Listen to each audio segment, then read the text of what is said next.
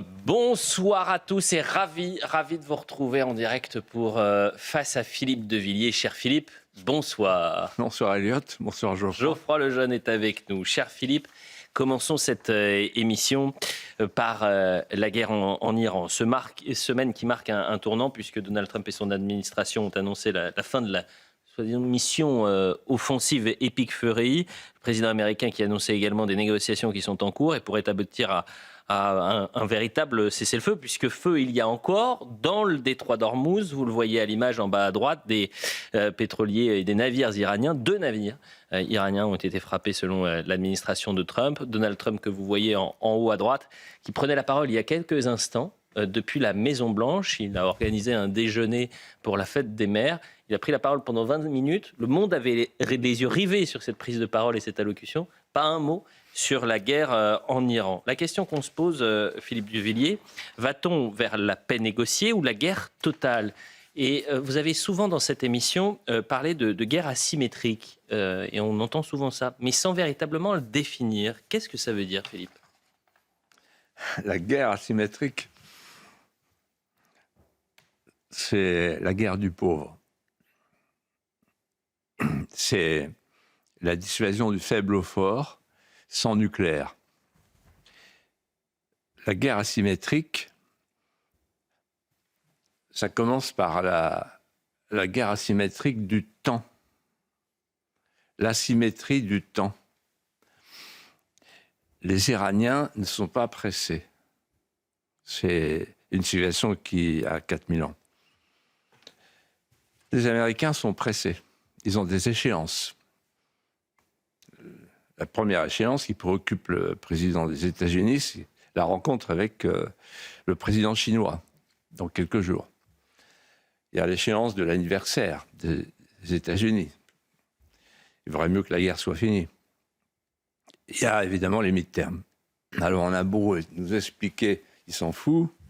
Ce qui compte pour lui, c'est de marquer l'histoire. Je pense qu'il a quand même ça à l'arrière-plan de sa réflexion.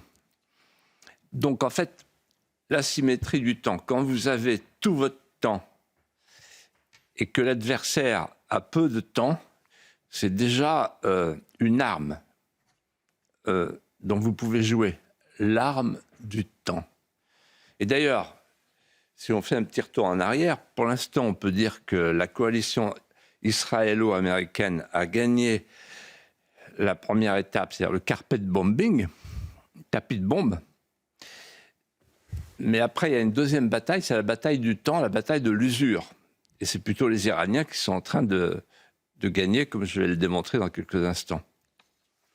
Donc l'arme du temps. La deuxième arme, c'est ce que les polémologues appellent l'arme de l'hydre. L'hydre, c'est un serpent d'eau qui repousse avec plusieurs tentacules, plusieurs têtes. Et c'est le système de défense iranien, ce qu'on appelle la défense mosaïque. C'est-à-dire qu'en fait, vous avez 31 provinces, 31 commandements, indépendants les uns des autres, avec leurs shaheds, leurs vedettes, etc. Et on n'en finit pas quand on croit en avoir fini, parce qu'on en a fini en décapitant la tête, mais la tête, elle repousse.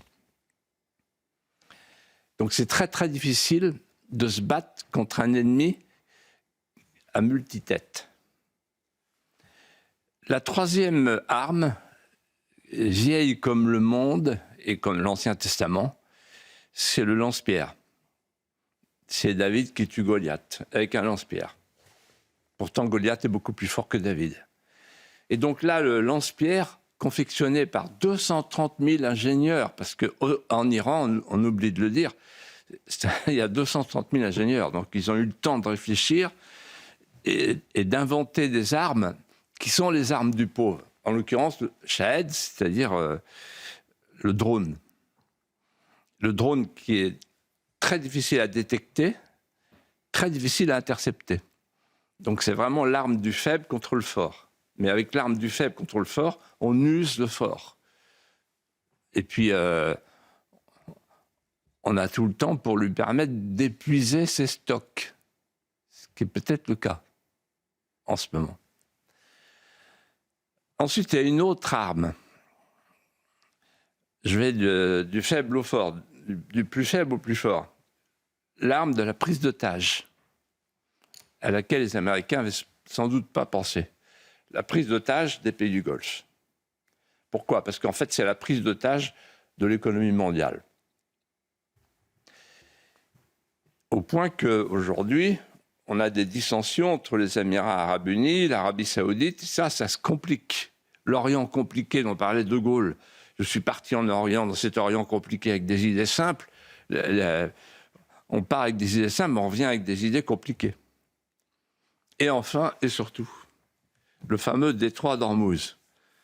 On pourrait parler non pas d'enlisement, comme au Vietnam, mais d'ensablement. Et en fait, ce qui me frappe, je vais vous dire, quand j'écoute les commentateurs et que je regarde les officiers de plateau, tous disent la guerre a changé d'objectif. Au début, c'était le régime change, changement de régime. Ensuite, c'était le nucléaire. Et maintenant, c'est Hormuz. Et moi, je pense que les Iraniens eux-mêmes ont petit à petit conçu l'idée, de manière expérimentale, qu'ils avaient à leur disposition une arme pour le futur et que cette arme, ils ne vont pas la lâcher. C'est-à-dire qu'ils sont prêts peut-être à lâcher sur les 440 kilos d'uranium enrichi, mais Hormuz, non. Parce qu'en fait, c'est le détroit le plus important du monde par rapport à l'économie occidentale. Et donc, en fait, le fin du fin pour un faible dans une guerre contre un fort, voire un très fort, contre une hyperpuissance, c'est de fabriquer des alliés. C'est qui les alliés ? C'est l'étudiant anglais qui est à Harvard et qui se dit « je ne vais pas pouvoir revenir chez moi à Londres en juillet parce qu'il n'y a plus de kérosène ». C'est l'infirmière libérale des herbiers qui est obligée de rester chez elle un jour sur deux parce qu'il n'y a plus d'essence. En tout cas, l'essence est trop chère pour elle. C'est le paysan de la Pampa qui ne peut plus utiliser ses semences, ses engrais, parce que tout ça, ça vient du détroit d'Ormuz. C'est le fabricant de smartphones qui a pu accès à l'hélium, etc., etc., etc. En d'autres termes, ce qui s'est passé, c'est que au cours des premières 48 heures, le monde entier a dit chapeau l'artiste. Retour du Venezuela, Maduro, opération Maduro bis. Il a décapité le régime iranien. Et puis après, depuis, on se dit, d'accord, mais il y a un problème d'essence à la pompe, il y a un problème d'engrais, il y a un problème d'hélium, etc., etc., etc. Et donc, ce qu'ont fait les Iraniens, ils ont transformé l'artère jugulaire d'Ormuz en nœud coulant. Philippe de Villiers, dans l'actualité cette semaine, c'est l'histoire sans fin et ses violences urbaines après la victoire du Paris Saint-Germain en demi-finale de Ligue des Champions. Policiers blessés, mobilier incendié, des Français honnêtes également agressés dans leur véhicule. Du moins, leur véhicule a été saccagé. On dénombre 127 interpellations pour une centaine de gardés à vue. Et dans l'image, c'est celle de l'exposition de Yann Arthus Bertrand sur le vivre ensemble. Là aussi, saccagé dans la nuit de mercredi à jeudi, place de la Concorde. Il a lui-même fait une petite vidéo pour expliquer ce qui s'était passé. Regardez.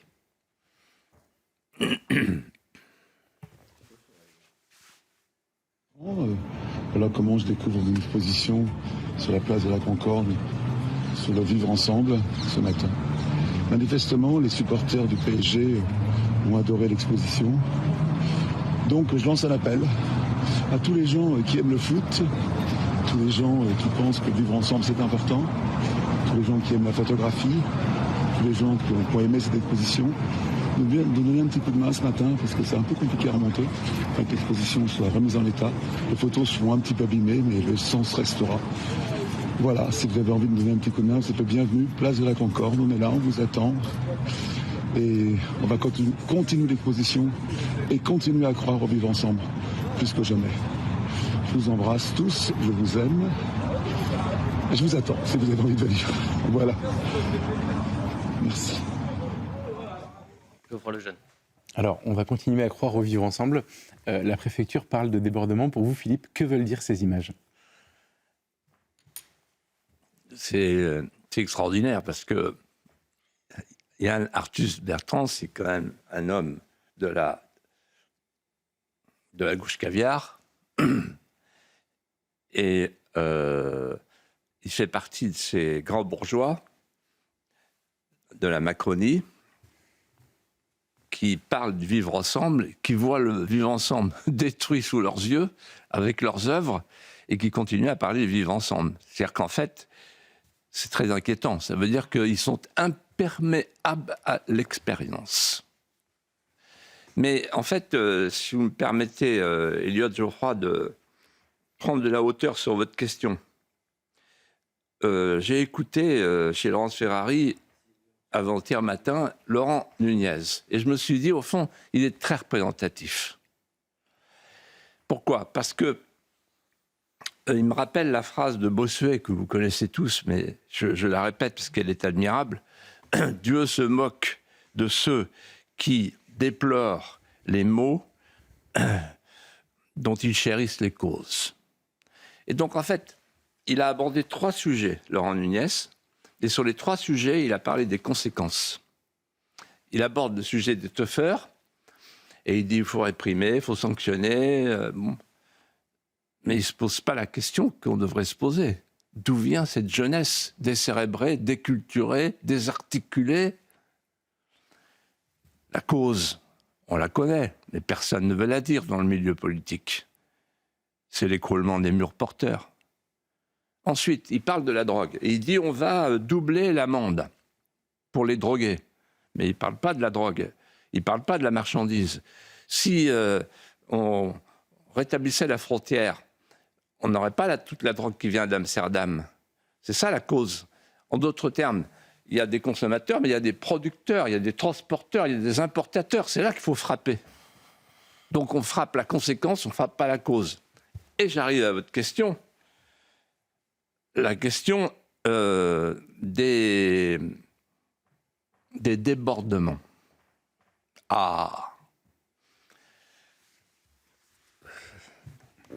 Ne pas nommer les choses, c'est ajouter au malheur du monde. Et débordement, ça veut dire quoi ?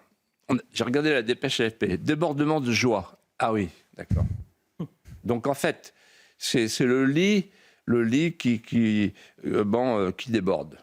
Bon. En fait, il faut appeler les choses par leur nom. Ce n'est pas des débordements qu'on a vus. Il suffit de voir les images. C'est une guérilla urbaine. Et donc, il faut chercher la cause. Et la cause, c'est évidemment la faillite du vivre ensemble, c'est-à-dire d'une politique qui, depuis 40 ans, 50 ans, nous coûte 200 milliards d'euros avec la politique de la ville, qui est un échec total, flagrant, sur lequel personne ne veut revenir. Parce que c'est ça qu'on a vu mercredi soir. Ensuite, la classe dirigeante ne veut pas regarder l'évidence. Elle ne veut pas qu'on dise la vérité. La vérité, c'est qu'on a changé de société. Par rapport à ma jeunesse, par rapport à mon enfance, je me souviens à l'arrivée sur les Champs-Élysées de l'AS Saint-Étienne, après la finale de Glasgow. Il n'y avait pas de problème de gendarmerie, de police. Ils sont entrés comme ça, en 2 chevaux, dans l'Élysée. Aucun problème. C'était une autre époque. C'était une époque où il y avait des codes, où il y avait des capillarités, des tissus conjonctifs, des voisinages affectifs.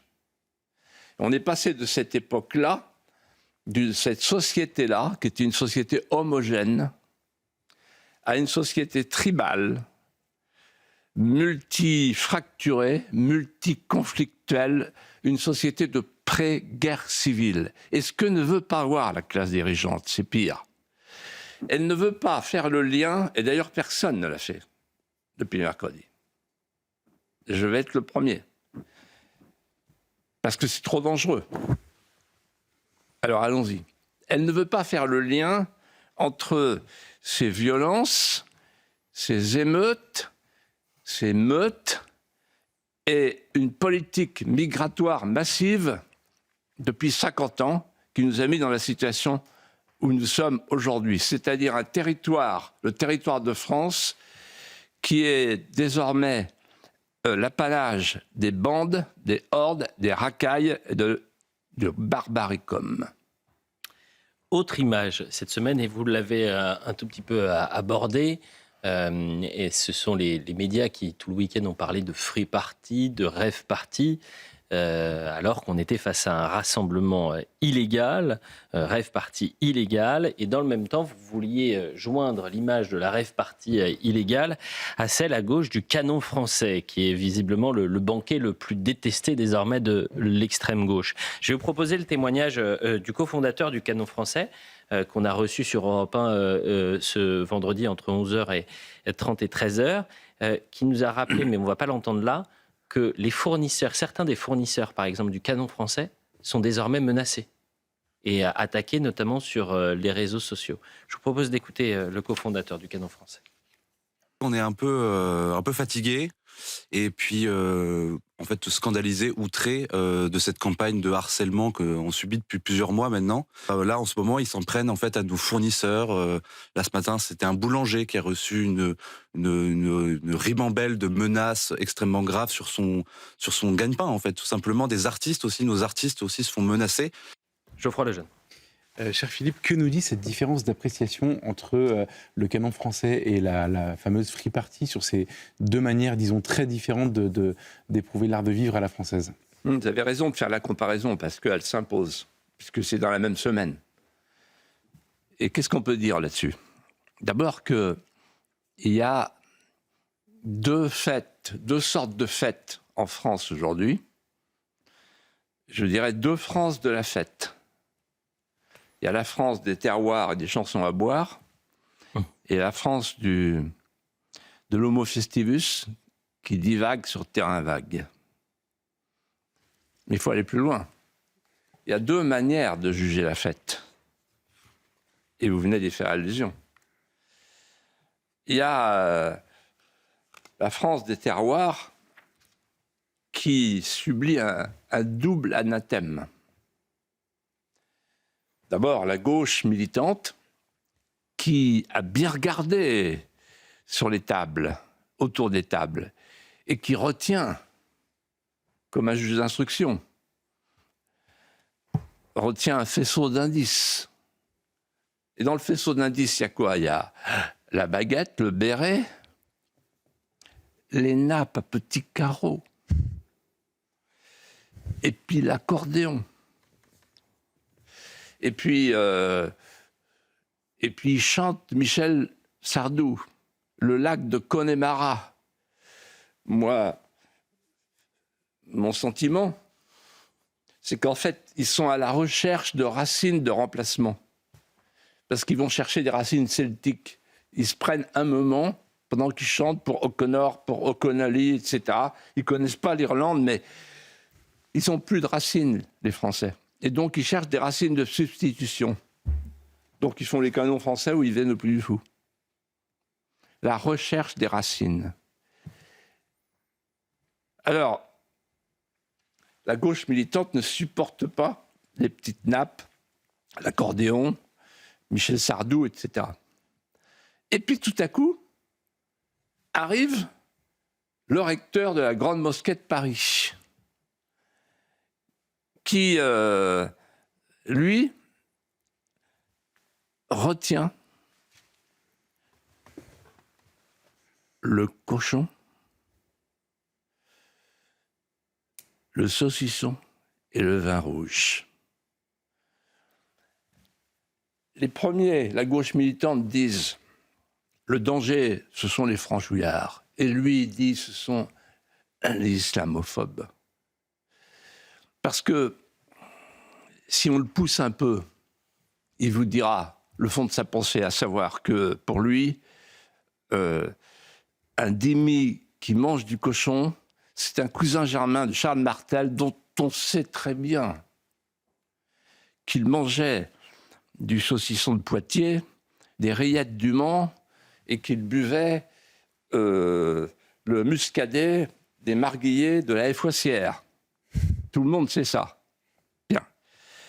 Alors, en fait, on est devant une situation extraordinaire.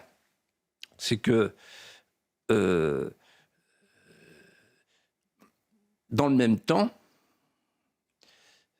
c'est la grande tolérance pour le Teknival. Alors moi, j'ai vu les images, vu et revu les images du Teknival de Bourges. J'ai vu ce melting pot difforme et monstrueux. J'ai vu ce déversoir de vomissures sonores. Et j'en avais les larmes aux yeux en pensant à toute cette jeunesse qui vit dans le décervellement, dans l'assourdissement, dans l'étourdissement, dans l'abêtissement. On se serait cru revenu au temps de l'acoustique beuglante de l'homme des cavernes, sous les traits d'un anthropoïde qui se pourlèche et qui laisse échapper des grognements douteux depuis l'intestin grêle. J'en avais les larmes aux yeux. Pauvre jeunesse. Quelle société! Quelle société! La société française qui a institué comme norme suprême le nihilisme. Pauvre jeunesse, la jeunesse française, qu'on a privée de ses idéaux, qu'on a privée de ses repères, qu'on a privée de ses patries charnelles et spirituelles. Et vous voyez, moi j'ai pensé à la lettre de Saint-Exupéry au général X, quand il dit « Le grand problème de par le monde, c'est de rendre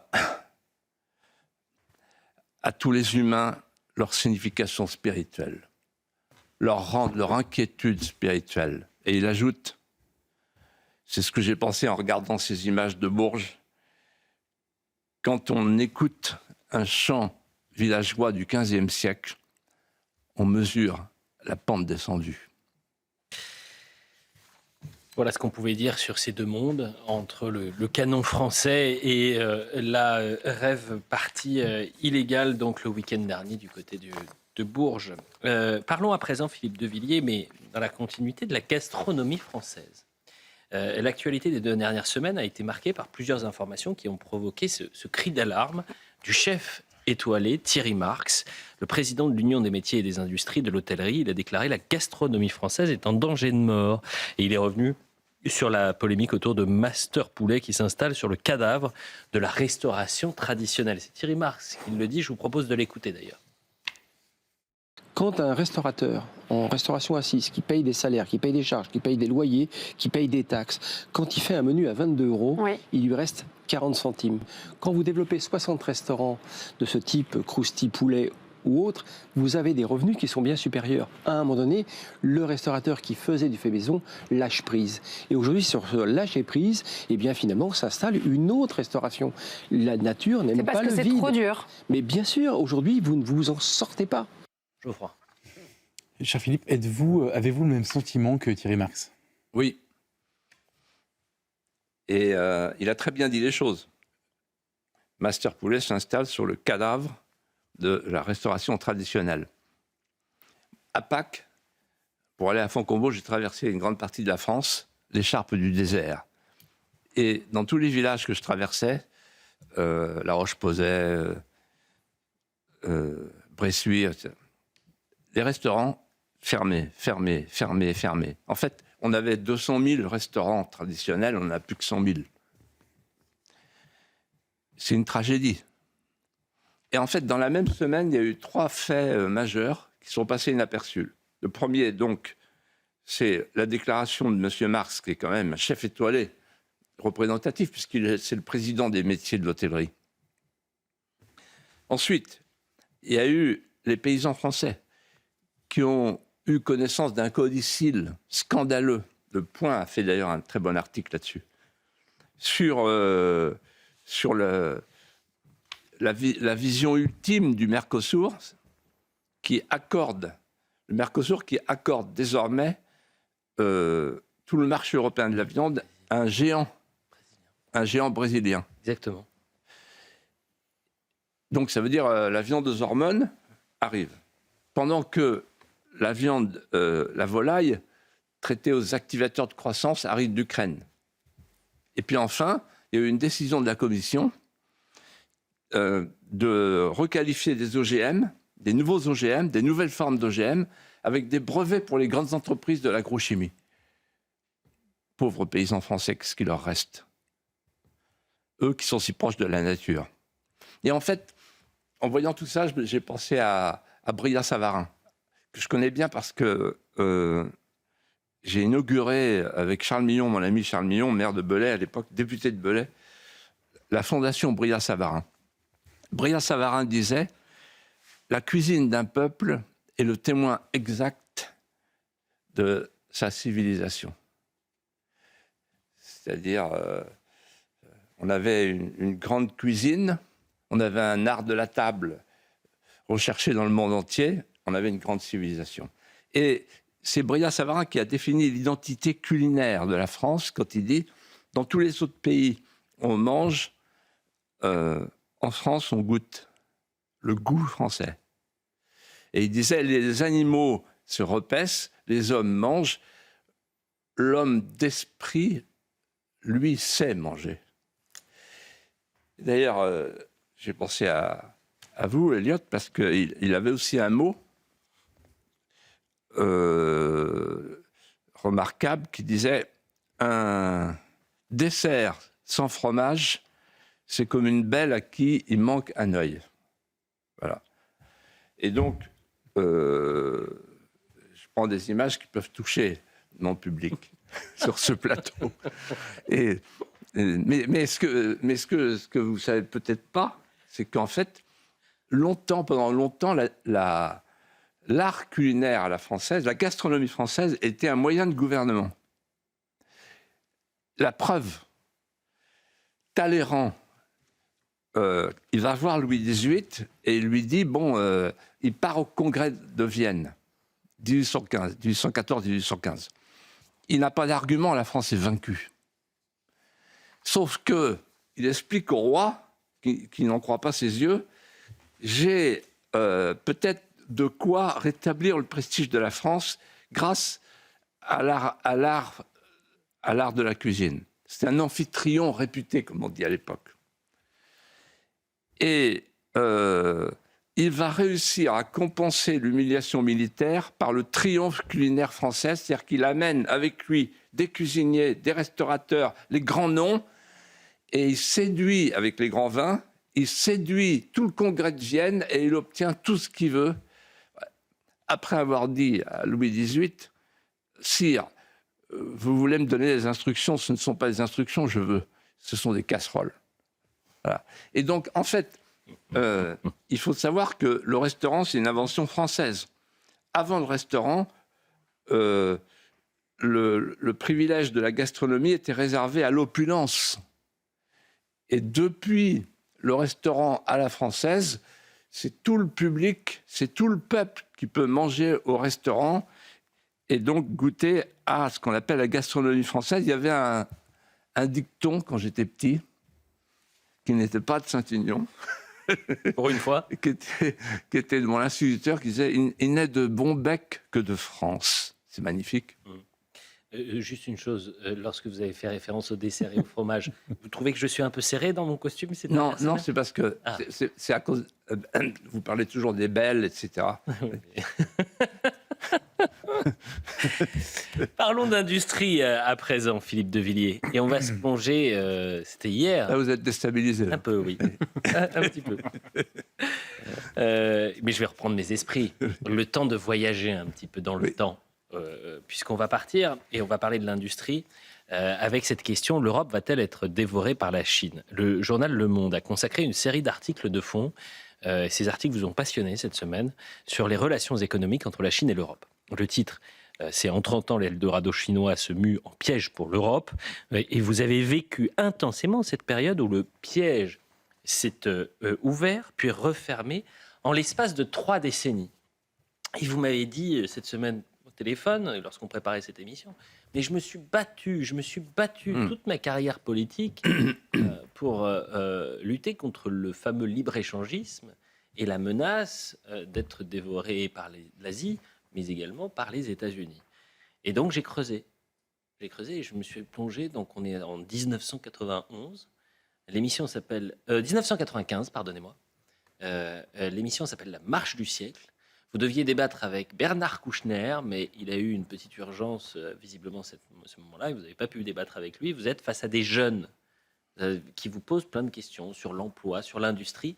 Écoutez votre réponse lorsqu'une jeune invitée vous pose la question sur l'industrie et surtout sur les menaces sur l'emploi. Je prends l'exemple de ce poste radio, on pourrait prendre un Walkman, on pourrait prendre vos vêtements, on pourrait prendre un disque, il n'y a plus de maison disque européenne, etc.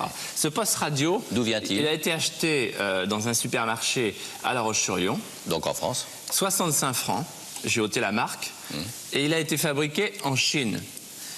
Il n'existe plus d'entreprise en France qui fabrique des postes radio. Pas même en Europe d'ailleurs. Et il a été fabriqué en Chine, à Canton, dans un camp de travail, des femmes déportées.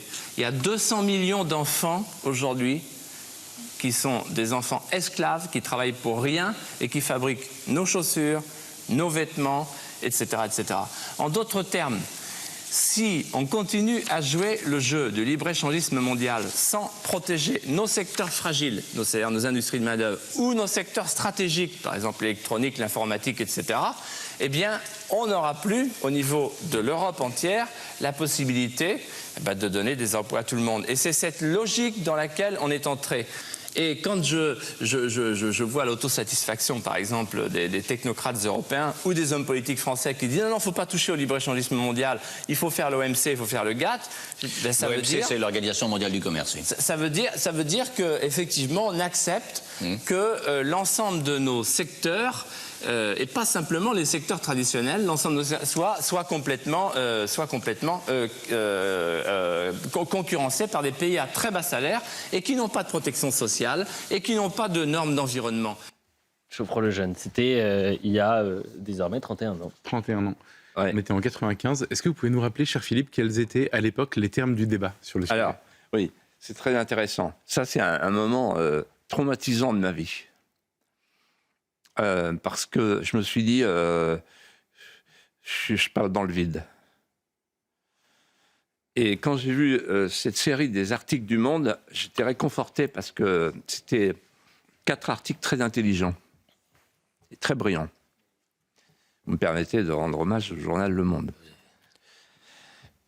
Alors, en fait, pour résumer les termes du débat, pour reprendre votre expression, je dirais ceci. Le piège s'est ouvert sur l'Occident le 9 novembre 1989, je l'ai vécu, avec la fin de la guerre froide, la chute du mur de Berlin, la chute du rideau de fer et la fin du pacte de Varsovie. Et à ce moment-là, toute la classe politique dirigeante, toutes tendances confondues, gauche et droite, a redécouvert Ricardo qui disait « Nous allons un jour peut-être connaître, sans doute connaître, la paix perpétuelle par le doux commerce. » Qu'est-ce que c'est la paix perpétuelle? C'est l'enchevêtrement, génial, l'enchevêtrement des chaînes de valeur globale qui créent des liens inextricables et qui rendent les conflits impossibles. Et je les entendais tous expliquer ça, et m'expliquer ça en disant « c'est la paix perpétuelle ». La paix perpétuelle, c'est l'ouverture. Ah, l'ouverture. Sur les euros, sur les billets, il y avait des ponts qui mènent nulle part, mais des ponts. Parce que l'ennemi, c'est la frontière. La douane, donc plus de douane, plus de frontières. C'était l'époque où Nostra Aetate, le Concile Vatican II, dit on va vers un monde unifié. Même l'Église dit Tout le monde, l'unification du monde, l'unification de la planète.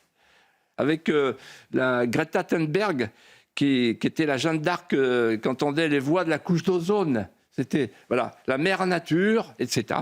Et donc plus de frontières, plus de nations protectrices, l'unification du monde. Et le système a marché. Et c'est pour ça que j'étais défait. Le système a marché. Pourquoi il a marché? Pour les raisons suivantes. D'abord, parce que tout le monde a accepté la division du travail. Il y avait en Occident l'innovation, les blouses blanches, centrales, polytechniques, Shanghai, les bleus de travail. Donc l'innovation en Occident et l'exécution en Chine, qu'on appelait l'atelier du monde. Tout un programme, l'atelier du monde. Les choses sont dites. Deuxièmement, comme je le dis dans l'émission avec Jean-Marie Cavada, il y avait le coût de la main-d'œuvre en Chine était une fraction du coût de la main-d'œuvre en Occident. Et autre chose de très important, le coût du transport, c'était rien. Et donc en fait, une entreprise de meubles du beau-père avait plus intérêt, une fois qu'elle a dessiné la ligne de la commode, à envoyer la fabrication en Chine et à récupérer la commode toute neuve, et c'était encore hyper rentable. C'était hyper rentable. Seulement, voilà, cher Geoffroy, cher Elliot, le piège s'est refermé. Et il s'est refermé de la manière suivante. L'atelier du monde est devenu l'ingénieur du monde. Le mépris de la classe politique française pour le tiers-monde, pour les Chinois, pour les Indiens. Je revois, je ne veux pas donner les noms. Si, je donne un nom, Balladur. Il me dit, mais enfin, monsieur de Villiers, vous n'allez quand même pas penser qu'ils vont former des ingénieurs, des informaticiens. C'est pas demain à la veille. Ah bon, d'accord. Ben, ça y est, c'est fait. Non seulement ça, mais ils ont les terres rares. Et maintenant, ils ont 70% des smartphones, 80% des panneaux photovoltaïques, etc., etc., etc. En d'autres termes, la Chine de fournisseur est devenue pourvoyeur. La messe est dite. Et dans la séquence que nous avons vue, c'est l'émission qui s'appelait La Marche du siècle, on aurait pu la prolonger parce que vous avez toute une réflexion, et vous dites aux jeunes qui nous regardent, qui vous regardent et qui échangent en 95, vous dites, c'est pour ça que je suis candidat à la présidentielle. C'est parce que personne ne vous parlera du danger de ce libre-échangisme qui nous met en difficulté. Rapidement, Philippe, est-ce que vous partagez l'opinion des économistes selon laquelle la Chine va bientôt dévorer, parce que là, on a bien compris que le rapport de force avait changé, mais est-ce que la Chine va dévorer? Alors, cette question est capitale et m'amène à dire quelque chose que personne ne dit. Alors, pourquoi elle est capitale? C'est une machine à cran, c'est un engrenage, comme un moulin à farine. Alors, premier cran, des années 80,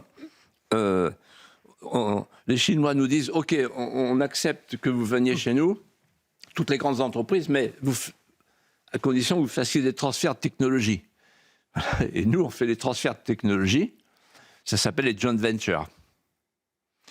C'est très avantageux. De toute façon, ils seront incapables. Eh bien, si, ils ont été capables, puisque, par exemple, pour le rail, le matériel ferroviaire, ils sont devenus en 25 ans numéro 1 mondial du matériel ferroviaire. Donc, en fait, comme dit Le Monde, on leur a donné nos plans. Ensuite, deuxième étape, des années 2000. On fait rentrer la Chine à l'OMC, 2001.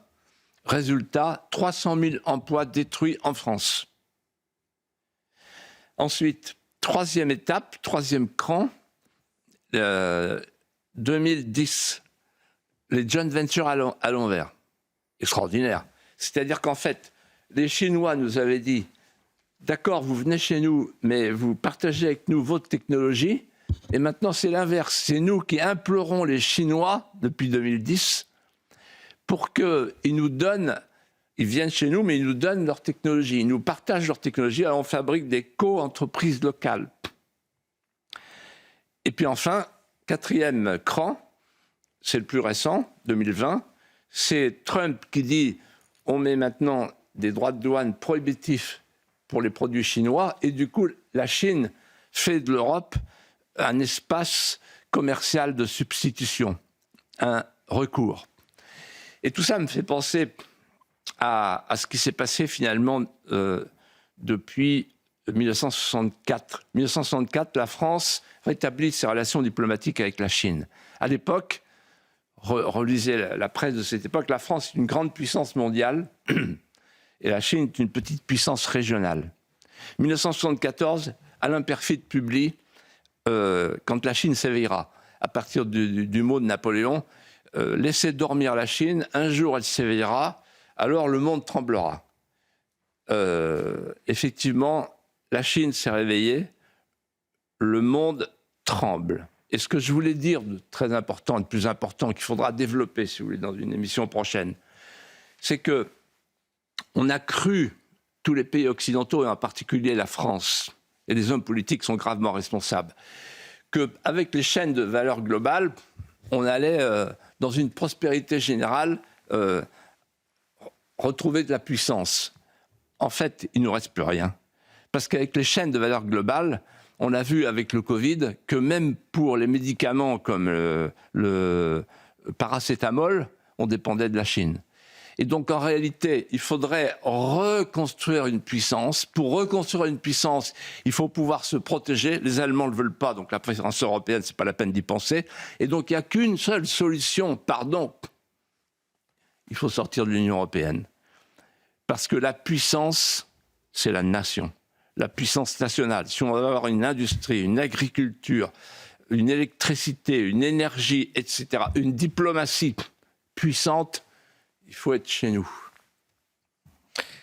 Autre sujet à présent, mais on reviendra évidemment sur les questions d'économie, de souveraineté et d'industrie dans les prochaines semaines. Philippe de Villiers, il nous reste un petit quart d'heure. Je voudrais qu'on parle également d'Eugénie Bastier, que vous connaissez très bien, qui la saison prochaine participera, tout en restant sur CNews et sur Europe 1, à l'émission L'heure de vérité.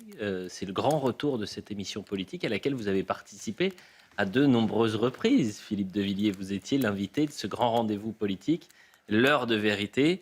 Et sa simple participation à cette émission a provoqué la colère des sociétés de journalistes de France TV. Elle a été attaquée, pour ne pas dire caricaturée. Avant de parler d'Eugénie Bastier, je voudrais juste qu'on voit une séquence. C'est votre première heure de vérité. On est en 91, il y a 36 ans. Et déjà, il y avait ce climat médiatique, ce système qui vous caricaturait, qui vous présentait comme le vicomte, le fou du puits. Regardez. Spectateurs, il faut expliquer. Oui, allez-y. Donc, en fait, l'heure de vérité, d'abord, c'était le sas préparatoire pour l'élection présidentielle. C'était quand vous accédez à l'heure de vérité, vous passez en Ligue 1. Ah. Je m'adapte à mon public. Merci. Oui, voilà. Alors, il y avait la musique de Paul McCartney, très angoissante. Il y avait ensuite, on signait un livre d'or, j'avais mis « Ne mentez plus ». Alors là, les journalistes m'ont regardé. Bon. Et alors, il y avait les brahmanes de la médiacratie naissante, c'est-à-dire Alain Duhamel, qui était là depuis 1932. Ensuite, il y avait François-Henri de Verieux et Albert de Roy. Et en fait, j'avais découvert que de Roy est un baron belge, mais comme c'est un homme de gauche, il le cachait. Et donc, il était faux mec sous le grillage du radar. Oui. Et puis, François-Henri de Verieux était marquis de son état. Donc, ils m'ont mis la balle dans la raquette. Voilà. Mais vous avez vu comment je suis traité, quoi. Je suis vraiment. Ça a été ça pendant 30 ans. Mais vous me faites subir ce que vous avez subi il y a 30 ans, lorsque vous dites la Ligue 1. Vous auriez pu avoir la gentillesse et la tendresse de dire la Ligue des Champions. Et puis c'est d'actualité cette semaine, mais on va éviter de parler de ça. Geoffroy Lejeune. Il a fallu attendre Elliot pour que ce traitement s'arrête. Non, et plus sérieusement, qu'est-ce que ça voulait dire d'être invité à l'heure de vérité ? L'heure de vérité, c'était l'émission phare, l'émission reine de la vie politique. Et quand vous étiez invité, cela voulait dire que vous faisiez partie du top 10. C'est un peu que vous êtes à Roland-Garros, quoi. Ok. Voilà. Et donc, pourquoi ? Parce qu'il y avait donc les intervenants prestigieux, les professionnels de la profession, là, les 3 grands noms. Là. Bon. Quand vous étiez en face d'Alain Duhamel, bon, déjà, hein. Voilà. Et ensuite, il y avait la mise en scène, et qui était incroyable, l'arrivée, il y avait le public, etc. Moi, je me souviens, à ma première heure de vérité, il y avait Jimmy Goldsmith, il y avait Alain Delon, il y avait le professeur Lucien Israël, enfin, il y avait tous mes amis, mon conseiller économique était le prix Nobel d'économie, il y avait Georges Berthu, Dominique Souchet, il devait y avoir, à mon avis, le jeune Retailleau, qui ne devait pas être loin non plus, etc. Voilà, et tout le monde était là, quoi, toute mon équipe. Voilà. Et que Eugénie Bastier soit la cible de la Société des journalistes, vous en avez pensé quoi ? Ils en ont peur, parce qu'elle est plus intelligente. Il faut toujours penser à ça. En fait, les gens du service public, ils se connaissent bien. Vous voyez, ils ont cette intelligence-là de se bien connaître et donc de se mesurer. Et donc, voir arriver Eugénie Bastier, ils ne comprennent pas tout ce qu'elle dit. Philippe, passons, on devait parler de l'audiovisuel public, parce que je voulais m'adresser au secrétaire d'État, au ministre que vous avez été, qui a participé évidemment à des grandes lois, notamment sur la privatisation de TF1. Mais peut-être que nous garderons cette thématique pour la semaine prochaine. On manque de temps. Et nous sommes dans un week-end important, évidemment aujourd'hui l'armistice. Et puis demain, c'est le 9 mai. Le 9 mai est considéré comme une pierre d'angle, une pierre angulaire pour l'Europe. La déclaration du 9 mai 1950, la déclaration qui est reconnue comme le texte fondateur de la construction européenne. Elle a été prononcée par Robert Schuman, ministre français des Affaires étrangères. Cette déclaration est fêtée chaque année le 9 mai, devenue la journée de l'Europe instituée en 1985 par le Conseil européen. Que signifie cette journée, monsieur le député européen, cette journée de l'Europe ?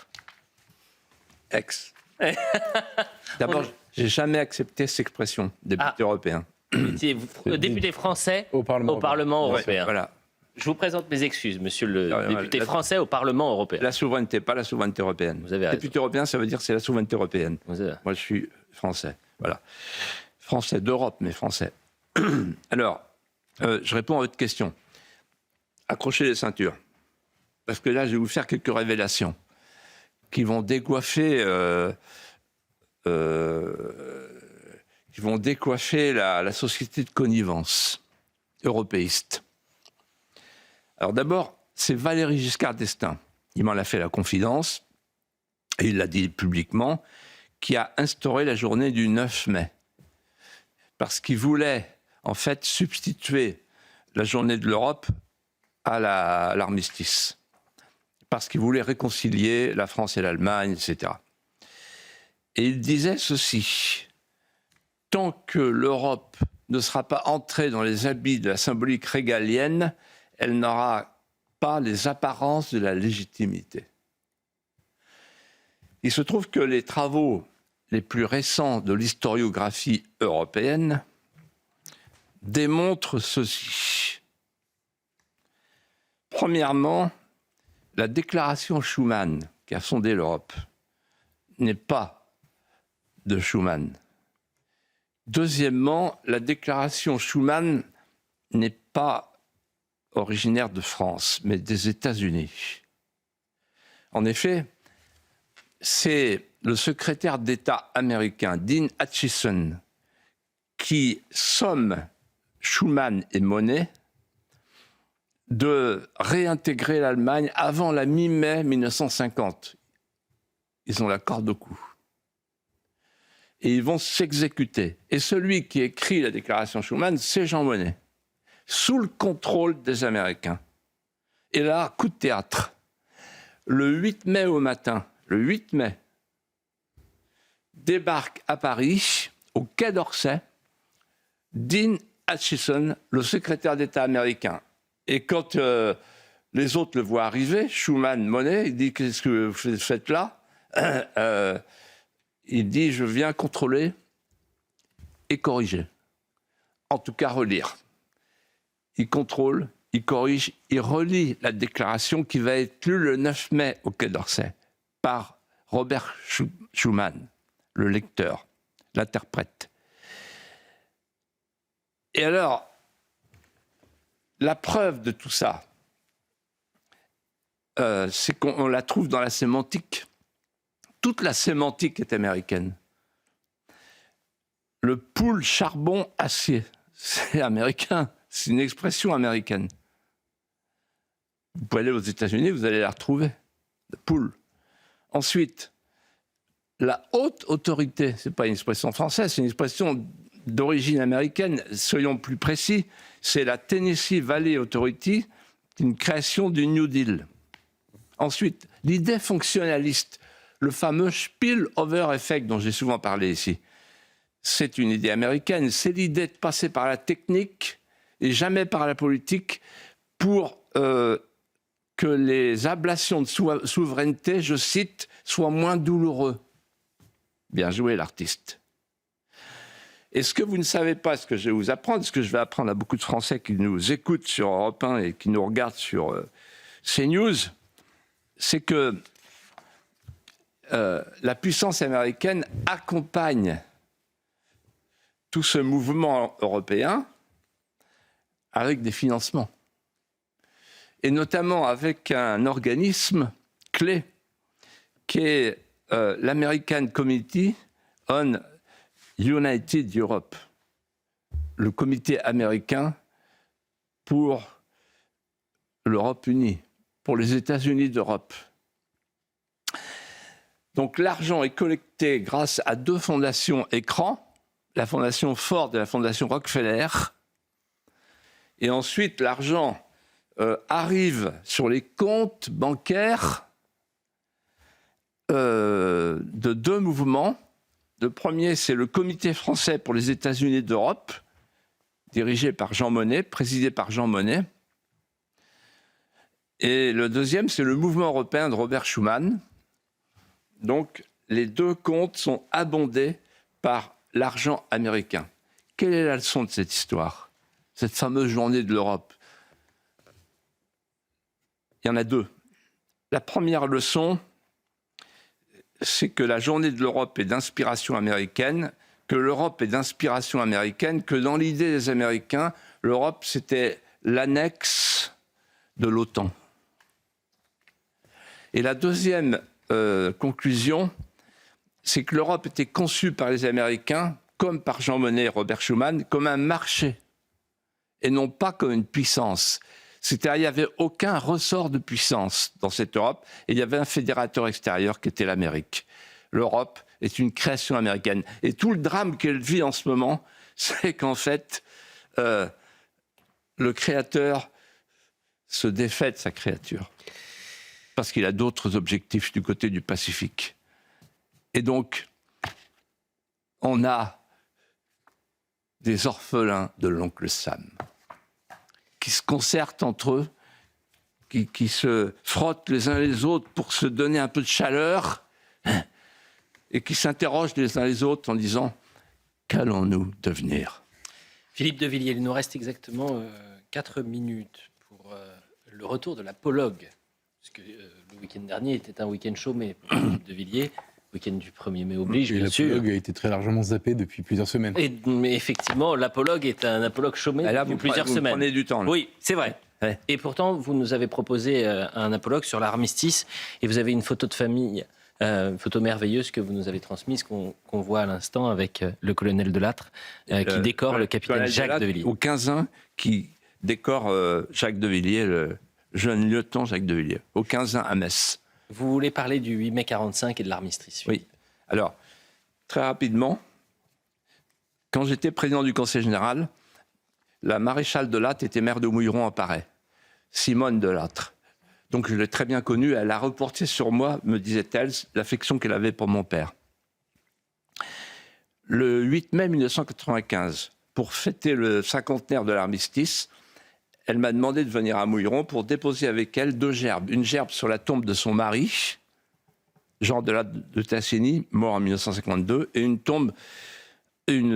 gerbe sur la tombe de son fils unique, de leur fils unique, Bernard, mort à 23 ans sur le rocher de Nha Binh, en Indochine.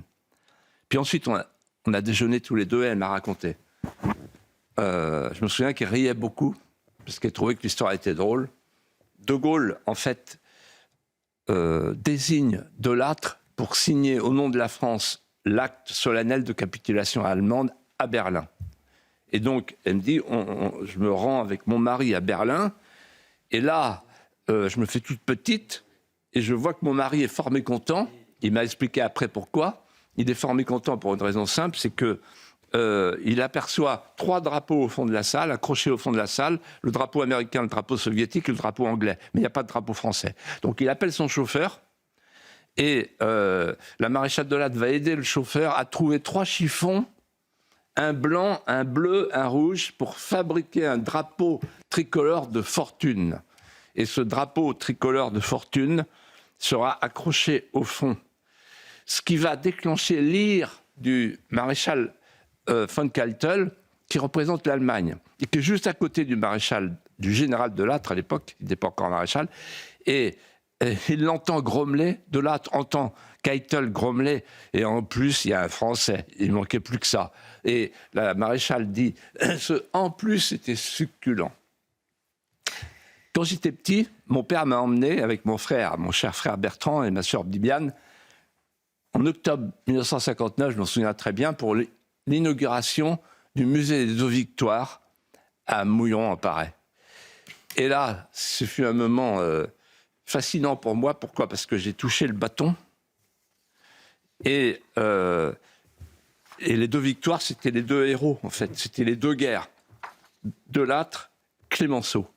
Et là, j'ai découvert ce jour-là que les 2 maisons natales étaient dans la même rue, à 200 mètres l'une de l'autre, et que il y avait à un petit bout de la rue un petit blanc qui est né là et qui est devenu maréchal de France, et à l'autre bout de la rue un petit bleu qui est devenu le père La Victoire, et c'est lui qui disait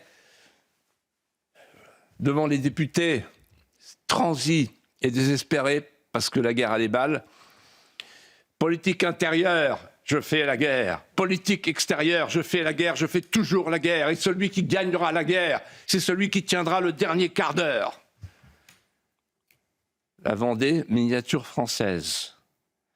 On a là, en fait, cette Vendée réfractaire qui donne à la France 2 vainqueurs de guerre mondiale.